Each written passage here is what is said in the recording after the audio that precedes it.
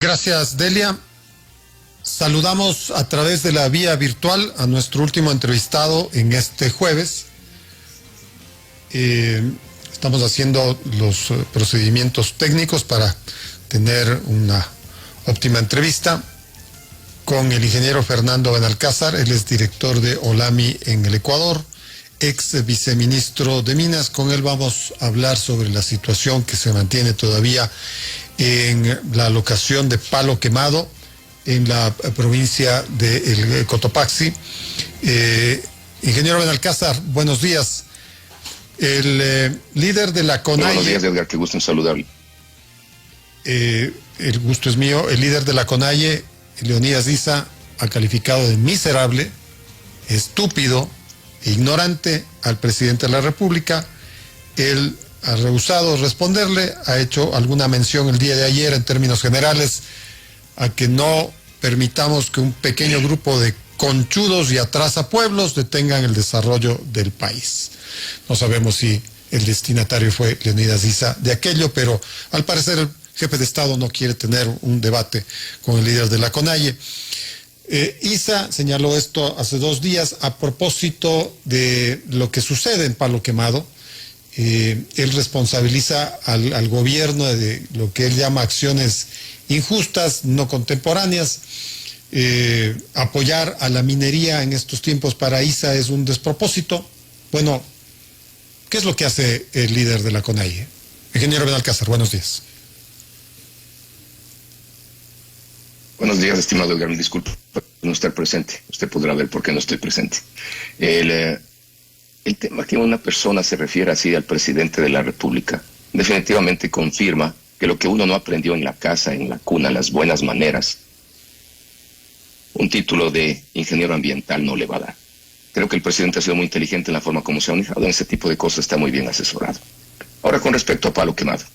Edgar, yo recuerdo claramente con horas y con fechas, el 24 de julio, hace 9 meses exactos, en su programa, usted dio la primicia del ataque de la misma manera, estructurada, violenta, agresiva, que hicieron los mismos actores que se han dedicado desde el lunes de la semana pasada a atacar a los pobladores de la comunidad de Palo Quemado, a amenazarlos, a amedrentar en todo sentido. Solo que la gran diferencia entre julio y marzo de este año es que estamos en un estado de excepción y que también, claramente, con las experiencias que adquirieron en diciembre, enero en este gobierno, en un proceso exactamente similar para el proyecto El Domo Curipamba, en la provincia de Bolívar, crearon escudos de seguridad, como ellos lo llaman, para que las personas externas a la comunidad de Palo Quemado no lleguen a hacer lo mismo que se hizo. Yo nunca he tenido tanto éxito en un tuit como el que puse hace 2 días, en donde, gracias a la gente de la comunidad y de una estación local, se ve como los señores estos llegan con la misma estructura, haciendo exactamente lo mismo que usted y yo veíamos en la televisión en octubre del 2019. Los encapuchados, los lanzabazucas, esos escudos metálicos, esos cañones, cañones elementales, ¿no? Cañones artesanales se puede llamar. Exacto. Y lo mismo hicieron en junio del 22. Entonces, que el señor esta salga con su discurso politiquero de la peor calaña al decir que está defendiendo los derechos de la gente que debería ser consultada en Palo Quemado, es una burda y absoluta mentira. La gente de Palo Quemado está siendo consultada por el Ministerio del Ambiente, no por la empresa, que esa es otra gran mentira. No es la empresa que tiene los militares a su servicio, no. Es el Ministerio del Ambiente, que es parte del Ejecutivo, que cuenta con el respaldo de la policía y los militares para cumplir con la orden constitucional de realizar este tipo de consultas ambientales. Hay gente ignorante de los grupos, y ahí sí usa el término muy claro, de estos grupos anti-todo, que dicen que no es ningún tipo de consulta ni ambiental, ni consulta previa, ni consulta informada. Señores, no confundan a la audiencia. Aquí es una consulta ambiental en función de lo establecido y definido por la Corte Constitucional. El primer trabajo que hizo el Ministerio del Ambiente es verificar y constatar con equipos de avanzada cómo las personas se autodenominan en palo quemado. 100% de las personas en palo quemado se autodenominan, se reconocen como mestizos. Antropológicamente en la zona no hay, en palo quemado, no hay culturas ancestrales ni pueblos indígenas ancestrales como la prefecta de Cotopaxi, que usted recordará es la que siempre apoya todas estas actividades junto al señor Issa y a otros grupos, aseveró en entrevistas públicas hace 48 horas, hablando que todos somos descendientes de pueblos ancestrales. Entonces, cuando se da eso y se identifica, la Corte Constitucional es muy clara en decir proceda con la consulta ambiental, que es un requisito básico para la obtención del permiso ambiental, y se divide en dos fases: la fase informativa, que es en la que estaban y que arrancó el 19 y estaba prevista para el 30 de este mes que se termine, y la segunda, que es la fase consultiva. La gran diferencia entre las dos, y en eso voy a ser claro para que la audiencia nos entienda, que en la informativa puede ir todo ecuatoriano, extranjero, al que quiera y tenga interés de enterarse del proyecto. La única condición que se ha puesto es que esas personas lleguen sin palos, sin boyeros, sin bazucas, sin machetes, sin violencia. Y si usted tiene una mochila cargada de esos instrumentos, no le dejaron pasar. Y esta es dirigida a todas las personas. Y la consultiva, que es posterior, que se hace después que el ministerio ha procesado toda la información, ha recabado todas las preocupaciones, los beneficios, todo, se hace exclusivamente para el área de influencia directa, entienda, para que la audiencia me entienda. Si estamos hablando de un proyecto en Guayabamba, en términos quiteños, hago una consulta para la gente de Guayabamba.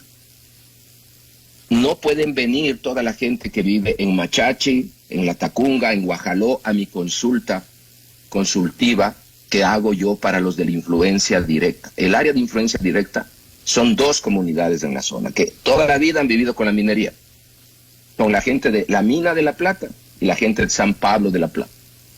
A esa fase no llegaron, porque el objetivo del señor Issa a toda costa, junto con el movimiento indígena campesino del Cotopaxi y todos los externos, era parar el proceso, cosa que lograron hacer hasta el 2 de abril, que veremos qué resuelve el juez.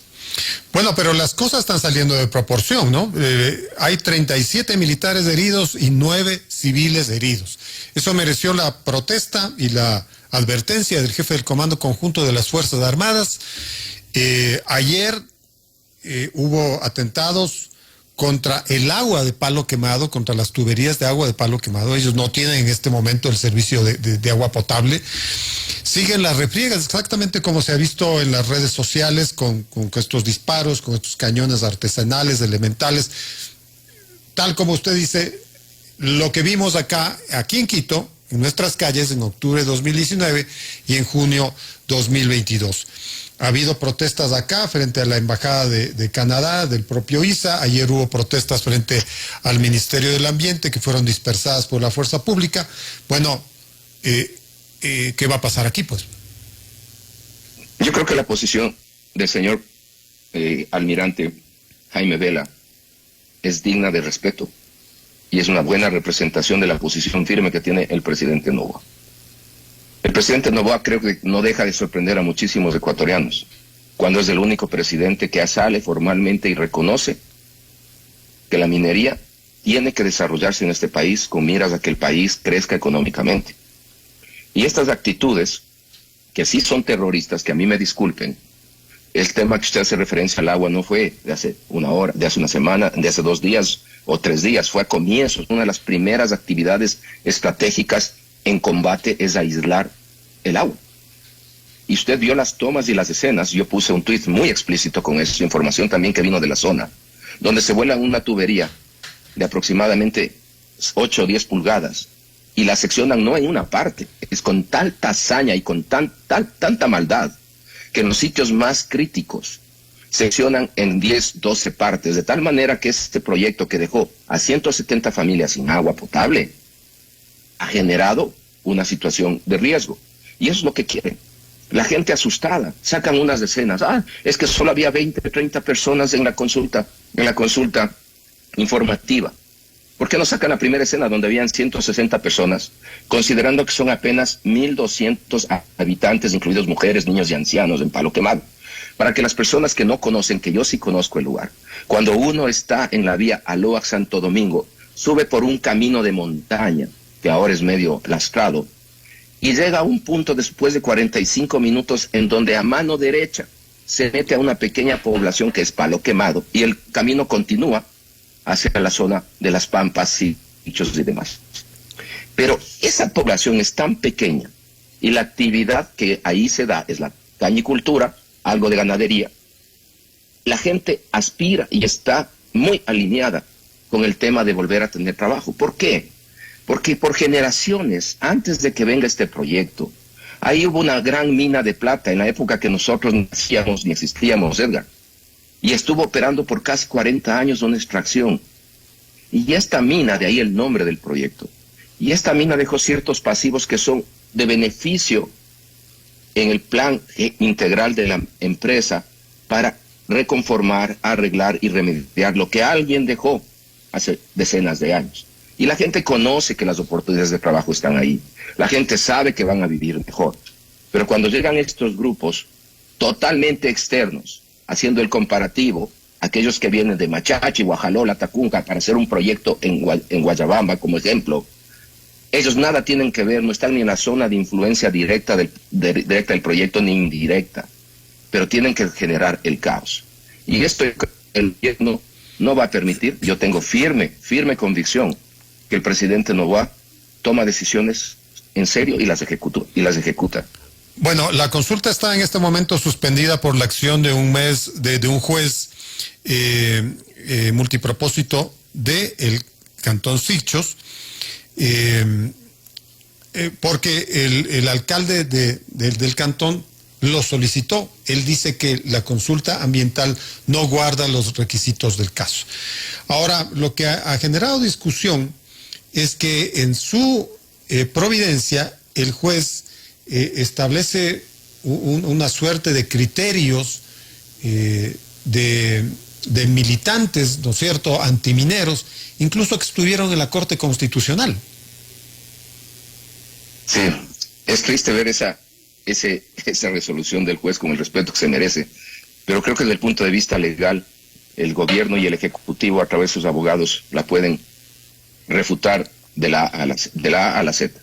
Hace referencia a este juez de la Corte Constitucional, que no merece ni que digamos el nombre, que ha sido el líder asesor permanente de todos estos grupos anti-todo, anti-país, anti-desarrollo, anti-minería, que quieren que volvamos, como él alguna vez expresó cuando hablábamos del caso del ITT, a volverles a ver a los indígenas colgados de las ramas y que el show mediático y el show de los turistas que vaya a ver a los indiecitos como deberían estar en la selva. O sea, eso no tiene lógica.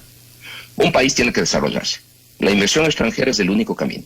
El Ecuador tiene una situación tan pero tan crítica en el tema de inversión extranjera, que si comparamos lo que se dio en el 2023, en el primer semestre, que lo discutimos en uno de sus programas, apenas 106 millones de dólares de inversión extranjera, la más baja de toda la historia del Ecuador y la más baja de la región.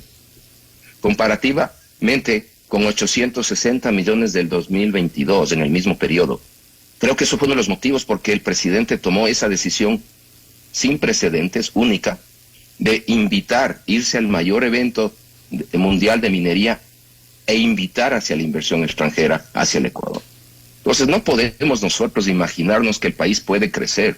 Ayer leía un tuit que le juro, Edgar, que a mí me hace pensar como profesional, como ecuatoriano, como individuo, de una entidad, entre comillas, ambiental respetable. La madre naturaleza es una maravilla. Hoy día el cacao cuesta $10,000 la tonelada. Esta es la clara evidencia que no necesitamos cobre, minería ni petróleo, porque tenemos este beneficio de la naturaleza. Es la primera vez en la historia del cacao y por circunstancias en África Occidental excepcionales que llegan a ese precio.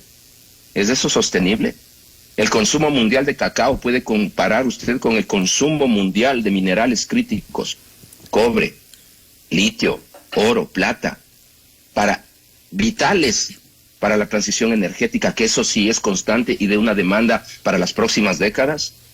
El fanatismo Y yo creo que obnubila a las personas y no hacen ver la realidad. El Ecuador tiene muchos recursos naturales que se los puede manejar de la mejor manera social y ambiental, como ha habido casos exitosísimos en el mundo petrolero. Y en la parte minera estamos encaminados a eso, y no decir no a la minería y que el país vuelva, no sé, a vivir de qué. Perfecto, mi ingeniero Benalcázar, gracias por sus criterios, gracias por este diálogo. Edgar, siempre a las órdenes, y cuando usted necesite hablar de estos temas, aquí estamos. Muchas gracias. Era el ingeniero Fernando Benalcázar, ex viceministro de Minas, director de OLAMI en el Ecuador. Les quiero recordar